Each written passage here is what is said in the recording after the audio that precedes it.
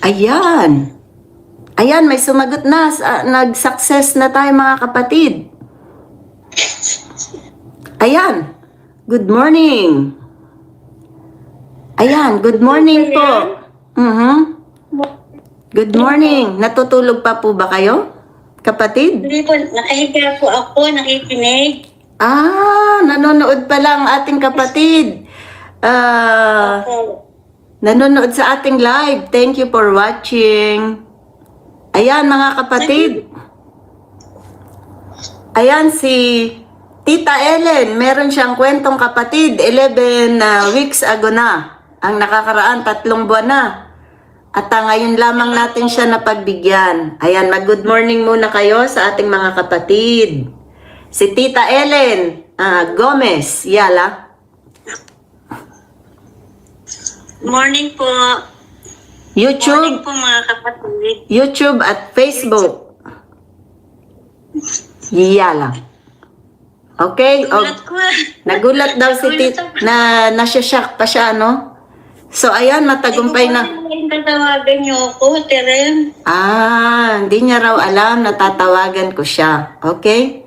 Tita Ellen on the house. Yeah!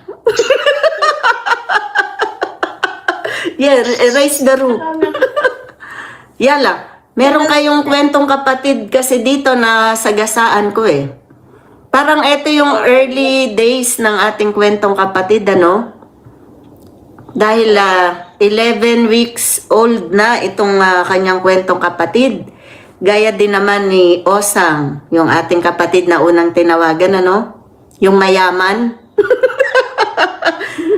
At yung sa halip na sa mayaman natin binigay kay Tita Ellen na lamang, ano? Yung kwentong kapatid ni Tita Ellen ang ating babasahin ngayon.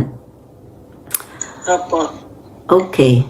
Ay, pero hindi ito ang iyong kwentong kapatid. Doon tayo sa iyong kwentong kapatid. Ayan. 11 weeks old. At si Tita Ellen, mga kapatid, ay legit supporter natin yan. Legit kapatid. Solid supporter ng ating channel at gawain, ano. Okay? Yala. So, isang pagpapatunay na hindi porke legit ka, solid ka, nauuna kang matawagan dito sa kwentong kapatid. Ayan, si Tita Ellen ang patunay. So dito sa ating kwentong kapatid, wala tayong pinapaboran, wala tayong pinipili, walang palakasan, di ba? Yan. Mula simula, yung si Tita Ellen ay supporter talaga natin yan. At nanonood yan ng ating mga video. Tama? At akalain nyo, itong kwentong kapatid niya ay 11 linggo na ang nakakalipas. So, 1 linggo na lang, 3 buwan na. Tama? Ngayon lang natin siya mapagbibigyan ng pansin. Ano? So, yan. Siya ang buhay na patotoo na wala tayong kinikilingan. Tama, Tita Ellen? Tama po. Yala. Tapos ka, Ate Ellen. O ngayon, babasahin natin ang iyong kwentong kapatid dito, Tita Ellen. Sige po. Para sa interes ng ating mga kapatid na nanonood sa atin ngayon. Ang sabi niya rito, ang sa akin, Ate Rem, adobong baboy na lang na may patatas po. Lagyan niyo ng itlog, ayos din yan, di ba? Opo. Pag naubos niyo yung karne, may itlog ka pa. Akalain niyo yun? Hindi ka lang may patatas, may itlog ka pa. Tama? Isa na namang technique ang iyong natutunan. Yala. Pagpapatuloy, sabi niyang ganun. Gaya ng nilalaga mong patatas na madali balatan. Diba? O, technique yun, diba? Guguhitan nyo lang na ganun yun eh. Magkabilaan, diba? Yala. Opo. And then, sabi niya pa, kapag po ako napili, dahil senior na po. Ay, senior na kayo?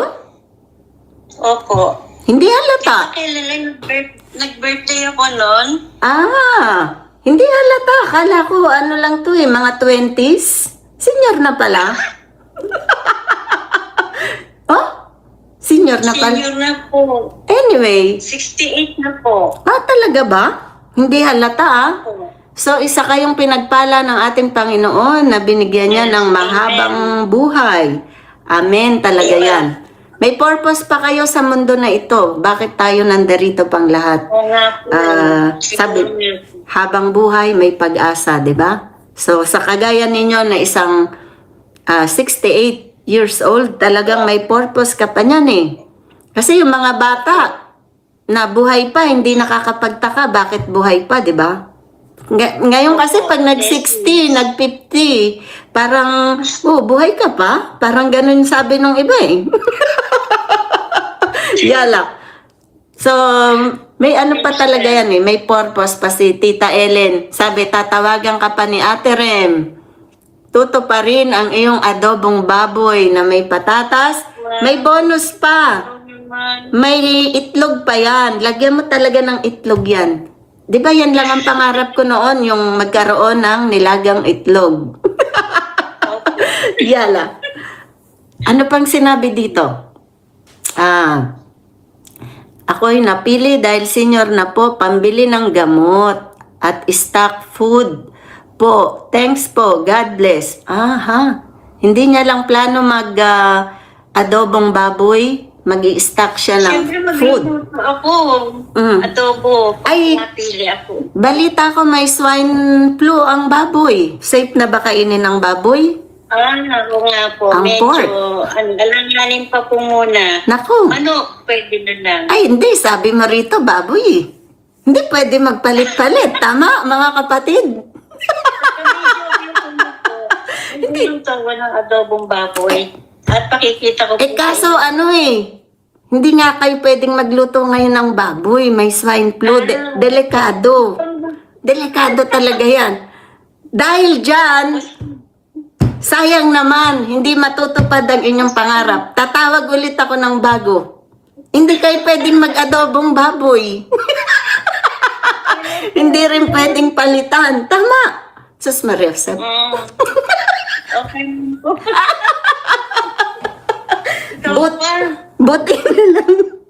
Buti na lang talaga sinabi nyo rito, bukod sa adobong baboy, gusto nyong mag-stock ng food at saka gamot.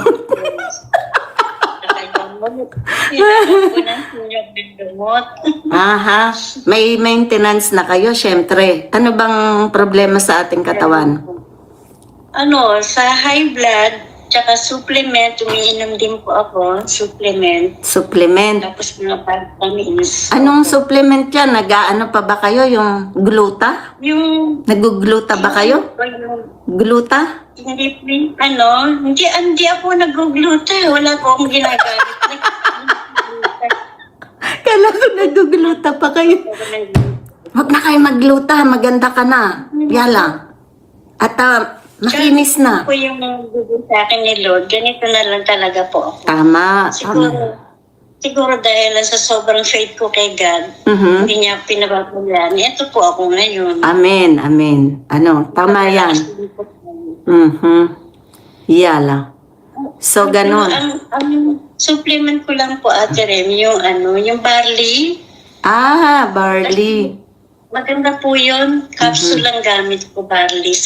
Basta sante. Di ba may tsaa-tsaa yan, yung barley na yan? Meron po, iba-ibang klase. Meron pa po siyang coffee. Meron siyang mga juice. Yun nga lang, medyo pricey, ano?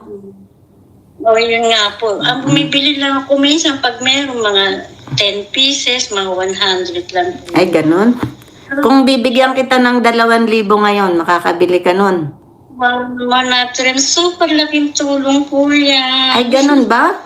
1,000 na lang. Parang nahihirapan kayo. Parang nahihirapan kayong tanggapin ng 2,000. Magkano kayo, Ate Rem? Laking tulong pa rin po yan.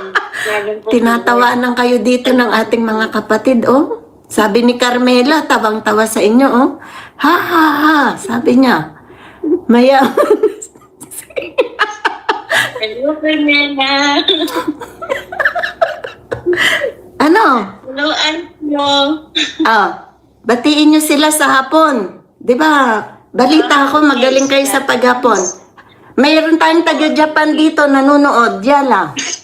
Batiin nyo sa Hapon yung mga nasa Hapon. Japan. Okay, so Japanese, okay, ito.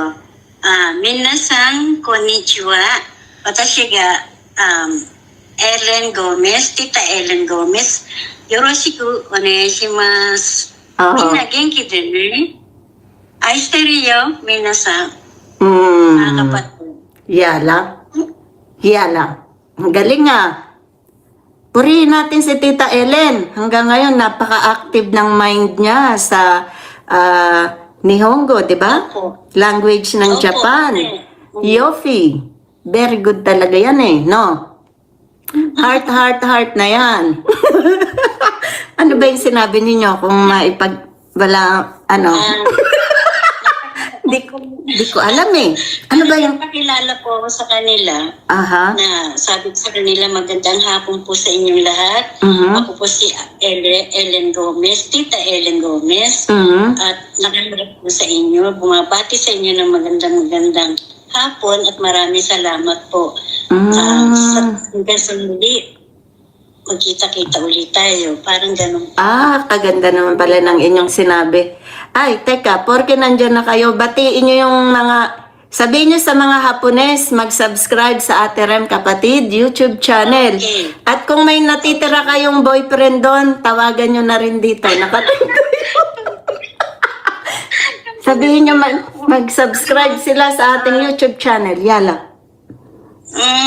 Ganon. Ito, minasan, konnichiwa. Watashi ga, Elena, honto no namae wa Elena Gomez. Ellen Gomez, yoroshiku onegai itashimasu. Kochira no bangomi wa, Ate Rem Kapatid, yoroshiku onegai itashimasu. Video YouTube から見てください。チャンネルで、follow Ate Rem Abara, and then follow, like, and share. Subscribe ください。お願いいたします。よろしくお願いします。日本からです。arigato. はい、どういたしはいます。皆さんよろしくね。Ate Rem Abara よろしくお願いいたします。Subscribe でお願いします。どうも。Domo arigato. Yala, gozaimasu. Tama ba, Tita Ellen? Thank you so much, Tita Ellen. Nako, dahil Yun po, Ate Rem. dahil talaga dyan, meron kang 2,000, okay? Bibigyan kita ng 2,000 para sa iyong, kahit wala ka sana eh, ipagpapaliban sana natin dahil sa adobong baboy. Pero dahil nagpa-subscribe ka hanggang Japan, nagpa-subscribe ka, Muling baboy. pag okay naman na atang kainin, bakit naman hindi, di ba? Opo. Sige po. Kung saan ka masaya, yala. So, ganun na lamang, Tita Ellen, at Opo. ayan. Salamat po, Ate Rem. Kokoro kara arigato gozaimasu. Parang may alam akong isagot dyan, di ko lang kabisado eh. Sige po. Yala. Sige na po, Ate. So, ganun, Opo. umasa ka, Tita Ellen, na magkakaroon ka ng iyong gamot, pang maintenance, at kahit pa paano naman siguro makakapag-stock ka ng iyong pagkain dyan, ano. O kung saan mo gustong gamitin yan, pero ang sinasabi ko lamang naman dito ay ang sinulat mo, ano.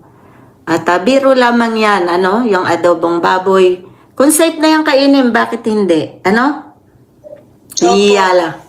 So, thank you so much, Tita Ellen, sa iyong pagsuporta.